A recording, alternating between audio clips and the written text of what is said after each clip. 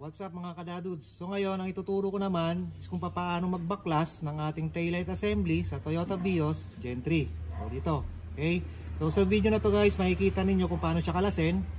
For example, magpapalit kayo ng assembly, let's say nabasag, o kaya naman magpapalit kayo ng mga napunding bag. Okay? At the same time, pwede nating isabay yung cleaning. Okay? So basic tools lang natin dyan guys, at least meron tayong 10mm. Let's say ito, gagamitin ko, socket with ratchet, at saka itong flat screw. Okay? So tara!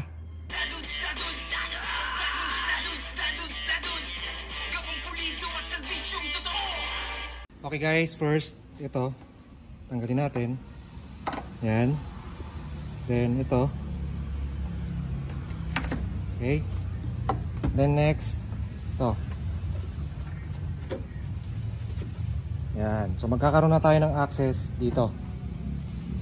Pagdating sa likod guys, unahin natin tanggalin yung socket. So diinan natin dito, press. Yan, then hatak. Okay? Then itong tatlong 10mm na nut, yung isa nandirito, yan. Luwagan muna natin.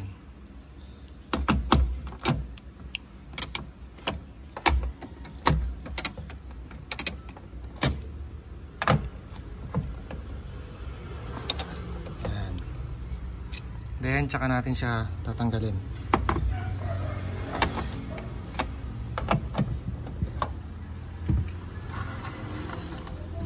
Pag natanggal natin to guys, mahuhugot na natin ngayon yung ating taillight assembly.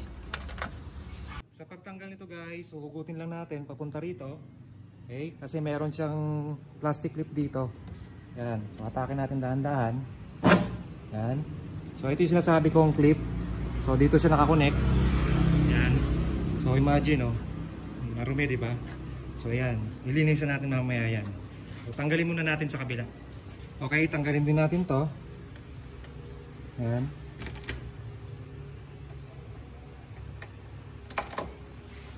Then hawiin natin 'to. Baba muna natin. Then tanggalin din natin 'tong socket. Okay, so press, hugot. Then itong tatlong nut, luwagan natin. Ayan.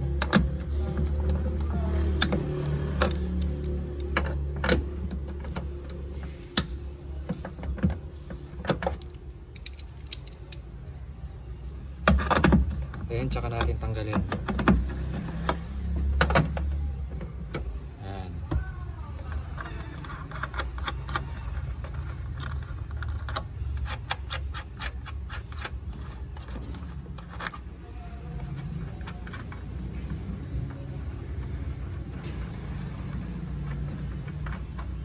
Okay, then hugutin natin.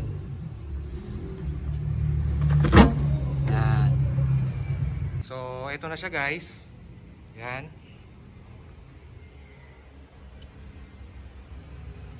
Then dito sa kabila, yan dumi. So lilinisan na natin siya.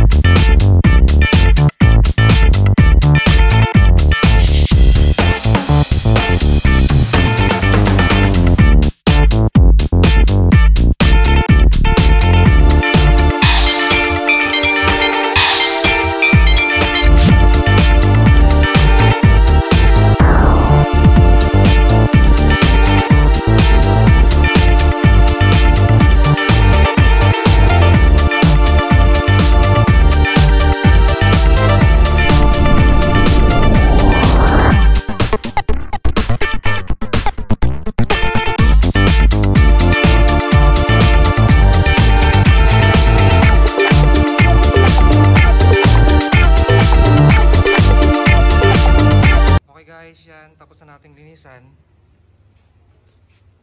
Ayan. Then dito sa kabila. Okay? So ngayon, ikakabit na natin. Sa pagkabit ito guys, unahin natin to. Yan. Kailangan nakapasok siya rito sa ating pinaka-plastic clips. Okay?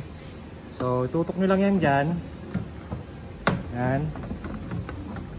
Then, tulak. Yan. Then next, kabit natin tong tatlong nut. Yan.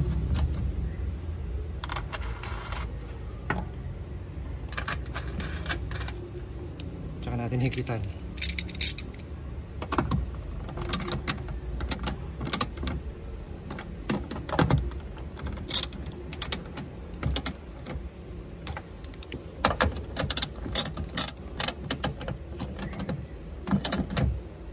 Yan.